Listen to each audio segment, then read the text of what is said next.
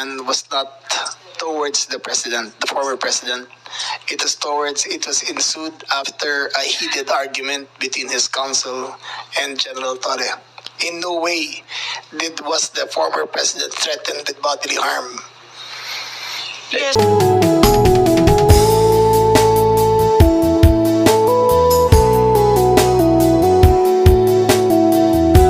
That SLG. So, yung last point ko nga kay Tony Alexis, in the form of a few questions. Sir, does the quality of your petition to the court matter? In terms of due process and satisfying reasonable manner that the accused was given the opportunity to seek legal remedies. You mean to say, Your Honor, you think of due process, the petitioner should have enough time to come up with a quality petition? Well, quality lawyers, because if I'm consulting an immigration lawyer for a criminal, I don't know the practice of E.S. Miguel Dia. Well, at the last 6 years, I do know that he was ES. In his younger years, he was my dad's partner before nag-iba-ibang law office. Parang hindi ko alam kung litigation or labor eh. So ang point ko lang, di ba, the quality of the petition you file is also part of due process, meaning having enough time with your lawyer, being able to choose kung sinong lawyer, the combination of your lawyers, whether saying, sir, pang RTC to, sir, pang Supreme Court. I read marami sa internet na bakit hindi inuna yung writ of habeas corpus, the application for the writ of habeas corpus versus the TRO. The explanation, sorry guys, talagang sa Facebook at sa news, but sa news doon ko rin nabasa, so I'm not saying it's true. Maraming fake news in all sides, but I'm just telling you honestly where I got my news. At sinasabi nga na si attorney, how do you pronounce it? Torion? No, the one who filed sa TRO, yung Torion, di ba? Sinasabi kasi nga, si Attorney Torion somehow worked on it na nung may balita pa lang sa Hong Kong. Kaya yun yung final. I don't know if it's true or not, but my point is, I see from the enforcement side, binigyan nyo ng 10 hours, 12 hours, but from the accused side, enough time to pick my lawyers, to give the facts, to look at the warrant, to look, kasi ako lang, 2 days na ako nag-aaral sa hearing na to, hirap pa eh. So if I'm not a practicing lawyer in the sense na nagli-litigate, diba? But I don't think I'll be able to put a really good petition to the Supreme Court or to the RTC in 2 days, diba? So to say may 12 hours na. So my question was really, hindi ba part ng due process then yung reasonable opportunity to the best defense available to you? If I may, Senator, there are actually no clear constitutional or jurisprudential standards on the quality of legal service as an aspect of due process. But it's arguable that the quality, the opportunity to get quality legal service, the opportunity to get to submit a quality legal work should be should be also part of the guarantee of reasonable opportunity to be heard of due process. So personally, I would agree, but unfortunately, it's still something that should be argued po. Maraming salamat. Sige. I just wanted to make the point na for me, yung part ng due process doon is yung best defense available sa kanya is made available precisely. Because if you will dictate to me ano defense ko, problema yon, di ba? So, kung titignan mo sa Hague, so hindi nila pwede pang question dun sa unang hearing, let me just call it unang hearing, yung jurisdiction, yung pagpunta doon, and then September pa. Dito, unless you're caught in flagrante delicto and unless i-inquest ka, a number of days ang ibibigay ng fiscal, tapos sasagutin ng abogado mo. So mahaba pang proseso bago ka, and that's for simple cases, for theft, etc. Lalo pagka for murder. And even sa inquest, may time na binibigay na papakawalan mo. So I just wanted to make that point na ibang-iba. And Just an observation, Madam Chair. Dito po sa information on the surrender and transfer, nakalagay kasi dito, number 14, the ICC representative informed Mr. Duterte the next step that would be followed, that he's going to be transferred to the ICC detention center by the Dutch authorities. He was informed that he was being arrested in the implementation of ICC warrant for arrest, that he was informed he will be checked by medical professionals. He was informed he has the right to receive family visits. He was informed that his first appearance will take place soon. He was informed he would be taken to hospital. He was informed he would receive a folder at the detention center with his rights and information on the next procedural step, no? And then si E.S. Miguel Diang, sinabi niya, what did he say about the, ano? Sinabi niya the next day pa, or? Hindi, may sinabi siya after the hearing, di ba? Wala para yung charges. Oo, na basically na hindi pa nila alam yung charges. So again, tama si SOJ na iba sistema nila. They, for all we know, they were following their system. But that's my point nga.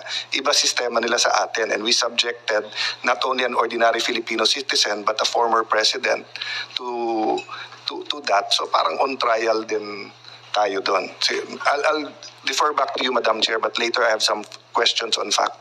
Yes, sa news footage, naipakita rin na si former president was checked by medical doctors. Kaya lang, ang sabi, hindi naman doktor ni presidente yon. Is it not under the PNP standard operating procedures na yung arestado may karapatan humingi ng doktor ng kanilang sariling doktor, yung independent and competent doctor of their own choice, ang sabi sa inyong standard operation procedure noong 2012, di ba itong kinikilala ng kapulisan natin? Ma'am, he has doctors who came over, and I believe they are from Cardinal Santos. We offered also the services of the PNP doctors, and we also offered the services of the post-hospital doctors there on the Philippine Air Force. Hindi, pero ang mahalaga, yung doktor na talagang doktor niya. Yes, ma'am. They came from the Cardinal Santos. Is their doctors. What they are actually asking, they even asked for ECG, and the ECG came. That was very, very different from the ordinary Filipinos, and they're asking for, I think, executive checkup. That's one thing that we did not accede to. Ang sinasabi Madam Chair, ninyo, if I may. po? Yes, Senator Jinggoy. So, walang katotohanan doon sa sinasabi na hindi ninyo pinagbigyan yung sarili niyang doktor? No, ma'am. Not true, ma'am. Okay. They requested the doctor. The doctors arrived. He was given an ECG. Subsequently, they asked Ms. Hanilet, the common law partner of the former president, for a list of his prescribed medicines. She declined. We asked a rundown of his pre-existing medical conditions. She declined. We asked what allergies he had. She declined. We asked that she board the flight with him going to The Hague. She declined. So all those rights accorded to him were given, and the doctor was given, and we tried to extract as much information as possible, but they all declined. Okay, Senator Jinggoy, I believe that Secretary John Vic said that these were untrue, that this was all fake news, that in fact his rights were honored, and in fact they provided an ECG which is above and beyond the usual practice. Yes, Senator Estrada, please. Thank you, Madam Chair. Let it be known that I am not protecting or I am not defending anyone, much less the former president of the Republic of the Philippines, President Duterte, since I am an ally of this administration led by President Bongbong Marcos, and at the same time a friend of Vice President Inday Sara Duterte. Now, since you've been asking questions addressed to Gerald Torre, may I ask Gerald Torre, how did you think did you handle the arrest of former President Duterte properly? Yes, sir. I do, sir. It's proper. It was proper. But when I saw the video, it was really, for me as a citizen of this country, it was really unbelievable. It was a very, very big disappointment. Because I can relate, General. Because when we were arrested, way back 2001, together with my father, the same thing happened. All right, we were in the wee hours of the morning. We were the policemen barged in our hospital room at the Veterans Memorial Hospital. They were arresting us. They wanted us to be transferred to another detention cell because after the May 1 siege, at ano sabi ng mga police? Kalad ka rin na yan mga yan pag ayaw sumama. At the same time, when I saw the video, parang nag-flashback sa akin yung ginawa ng mga kapulisan ng araw sa amin. At ang sabi mo, ihilahin ko yan. Is that what you said, General Torre? Sir, it's already all optics and tactics already because it's already. I am asking you, did you say that? Hihilahin ko. Yes, sir. And I actually made good of it, What sir. no. What prompted you to say that?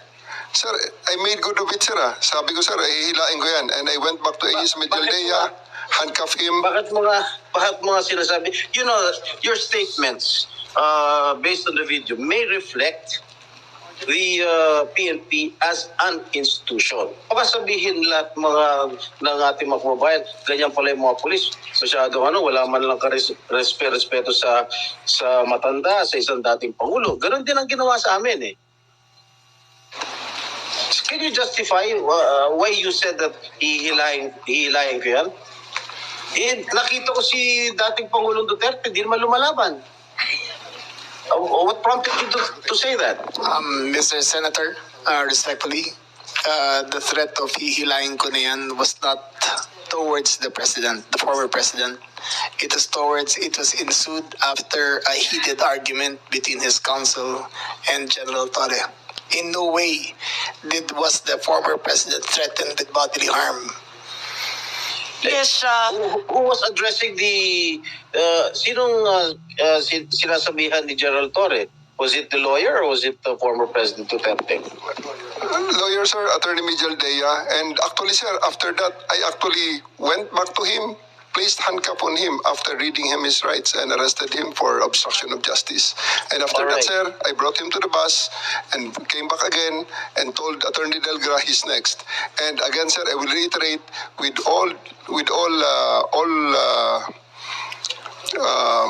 all credits goes to the former president because after he saw that I'm already very, very serious in bringing him to the plane, he said, okay, let's go. And I told Romy, the PSG, to just escort him and he went voluntarily to the bus that brought him to the plane.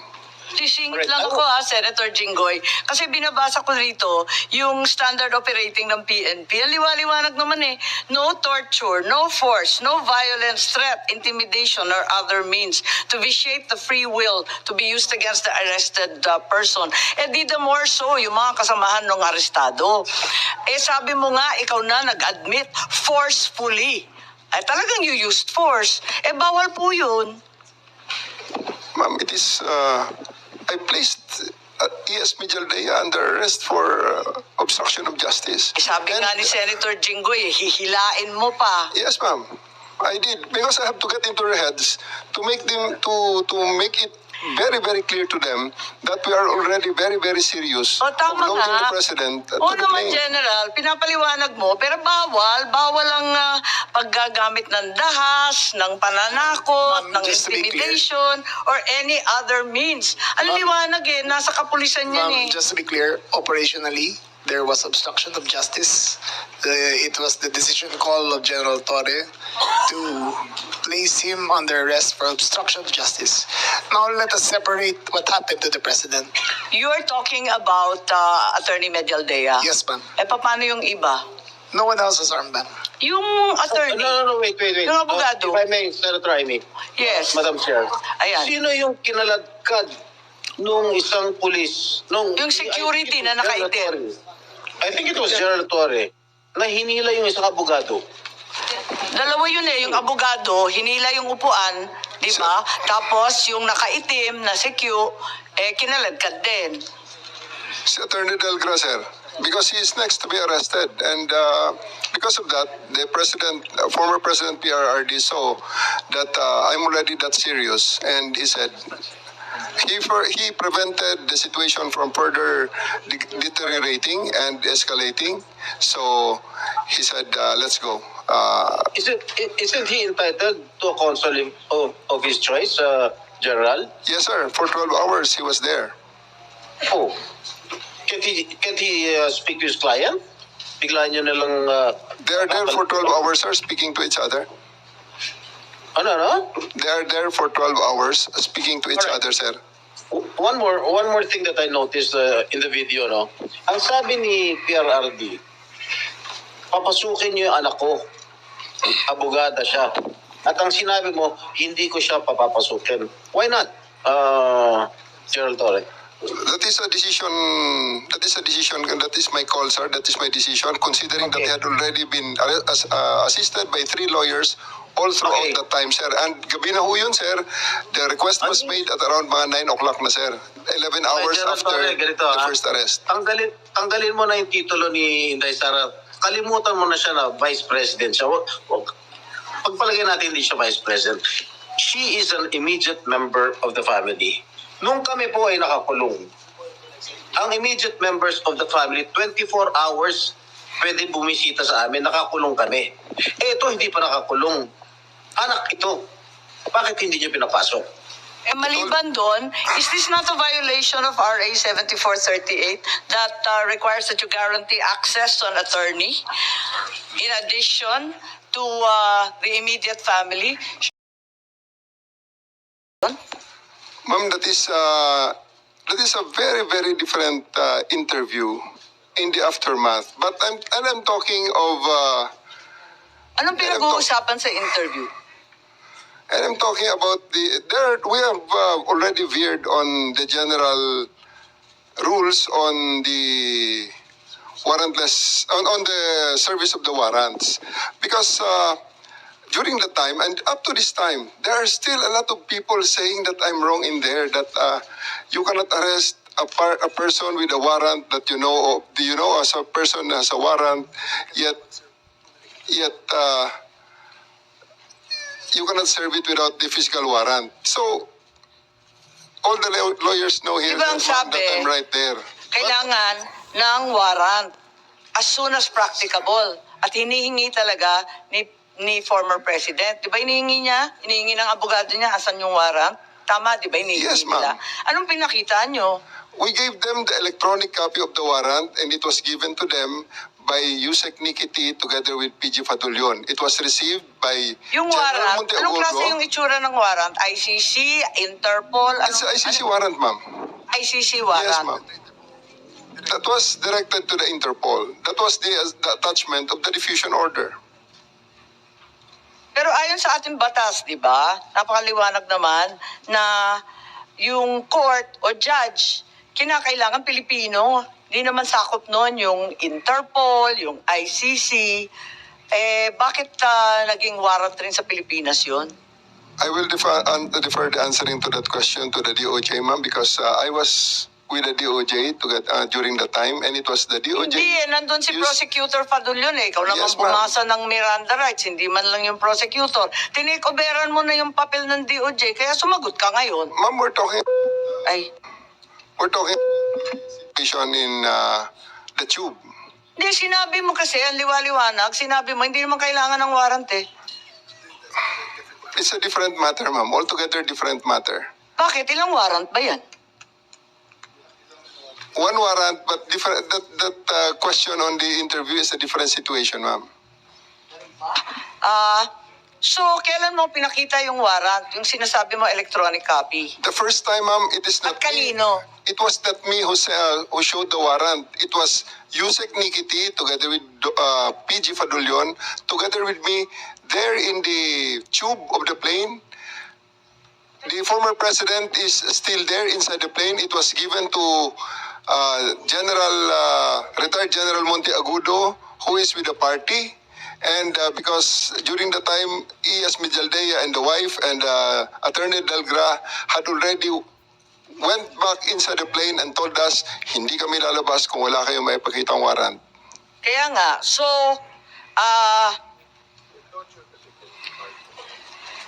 when was the accused finally shown the warrant of arrest? Di ba dapat as soon as practicable ang sinasabi? Kailan mo pinakita mismo kay former president? I believe, ma'am, the electronic copy is already acceptable now in the rules of court. Yun na nga, pero pinakita mo ba kay Presidente Duterte? It was not me who they invited inside the plane. It was the PCTC through General Alcantara, whom they invited inside the plane, showing to them and explaining to them the warrant. Ganun ba? Napaliwanag ba ninyo, Executive Director Alcantara? Kasi parang ang bilis-bilis lang naman ninyo dun sa eroplano. Ang nakita naming final warrant, 15 pages po. Ganun lang kabilis na Tama nabasa po yung agad? 15 pages po, pero i-present po namin kay President Duterte na nasa Nabasa niya lahat, 250. 15 pages? Ah. Ang bilis-bilis lang lumabas eh. Oh, hindi po niya nabasa yun. Hindi niya nabasa. Oo, hindi niya. So, bakit? Doon po namin present sa kanya sa... Kaya nga, pero ba't hindi niyo pinagbigyan na basahin? Yung- Kasi karapatan talaga ng akusado at ng arestado yan, di ba? At that point in time, ang may kopya po ng warrant ay si General Alex Monteagudo. Nagbabapiring po sa telepono niya. Matagal pong mabuo dahil... Siyempre, nasa airport. Oo, kaya Tapos nasa loob kaya ng nga po. aeroplano. Kaya So, nga sa po, madaling sabi, Kaya nga po nag-print kami ng hard copy. So pagdating po sa 250, doon na binigay sa kanila yung warrant. Madam Chair, just on the warrant.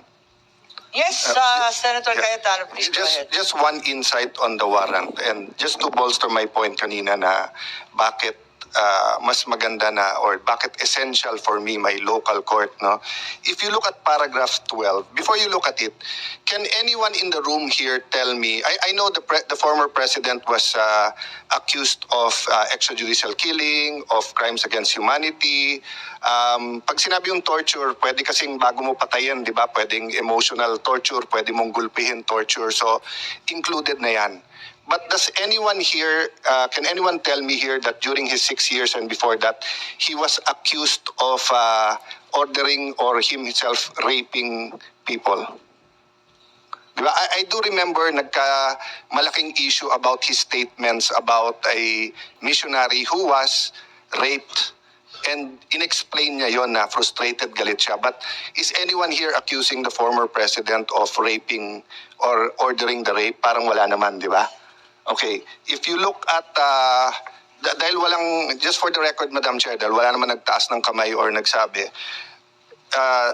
paragraph 12, the chamber notes that the prosecution alleges, let me say it again, the chamber notes that the prosecution alleges that some acts amounting to crimes against humanity of torture and rape under Article 7, subparagraphs 1 bayan F 71 G of the statute were committed as a widespread and systematic attack against the civilian population. Ulitin ko the chamber notes that the prosecution alleges. So the prosecution in the ICC alleges that some acts amounting to crimes against humanity of torture and rape were committed as a widespread and systematic attack.